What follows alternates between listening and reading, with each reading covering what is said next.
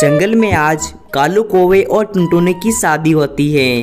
शादी के बाद कालू कौवा टुनटुनी को अपने घर पे ले जाता है और वो अगले दिन टुनटुनी अपने पति के लिए बहुत ही अच्छा खाना बनाती है।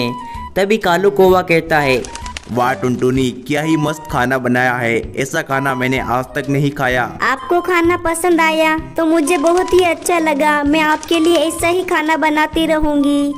ऐसे ही काफी दिन बीत जाते हैं और कुछ महीनों बाद ही टुनटुनी को एक बेटी होती है। उसका नाम वो लोग पीहू रखते हैं। पीहू चिड़िया बहुत ही सुंदर और नटखट होती है। वो अपनी माँ की लाडली भी होती है। कुछ दिन बाद टुनटुनी की किसी कारण से मौत हो जाती है तो पीहू चिड़िया काफी ज्यादा रोने लगती है। मैं अपनी माँ के बिना कैसे रह पाऊंगी। भगवान, तूने मेरी माँ को क्यों छीन लिया। ऐसे ही काफी दिन बीत जाते हैं। कालू कौवा अपनी बेटी को भी संभालता है, साथ में घर का काम भी करता है। एक दिन उसका साथी बंटी कबूतर मिलता है और बंटी कबूतर कालू कौवा से कहता है, और भाई कैसे हो, कैसी चल रही है तुम्हारी जिंदगी। तभी कालू कौवा कहता है, मेरी तो जिंदगी नर्क बन चुकी है।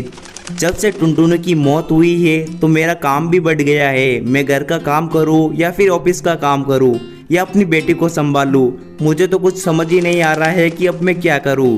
तभी बंटी कहता है, भाई तू दूसरी शादी कर ले और तुम्हारी जो पत्नी आएगी वो तुम्हारे घर का ख्याल और तुम्हारी बेटी का भी ख्याल रख पाएगी। बंटी की बात से सहमत होकर कालू कौवा दूसरी शादी कर लेता है और वो अपनी पत्नी को अपने घर पे ले जाता है।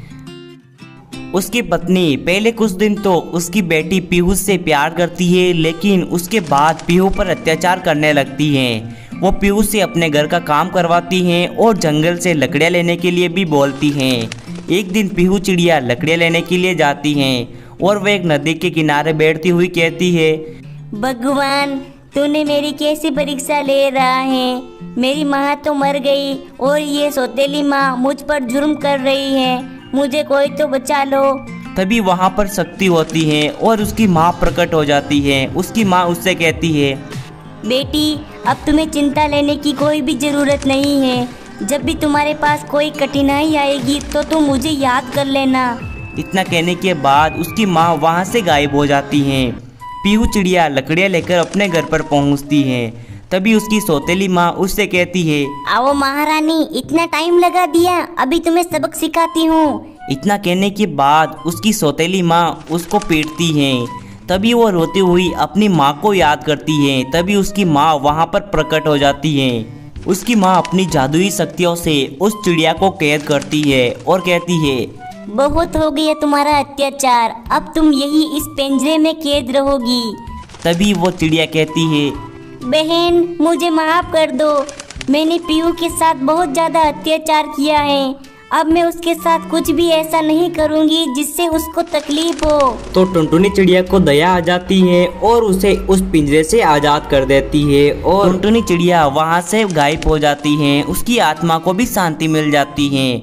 अब सारा परिवार हंसी खुशी रहने लगता है। दोस्तों, ये थी हमारी आज की कहानी। अगर आपको ये कहानी पसंद आई है तो जल्दी से वीडियो को लाइक कर दें। ऐसे ही और कहानी के लिए हमारे चैनल को सब्सक्राइब करके बेल आइकन को ऑल पर सेट कर लें।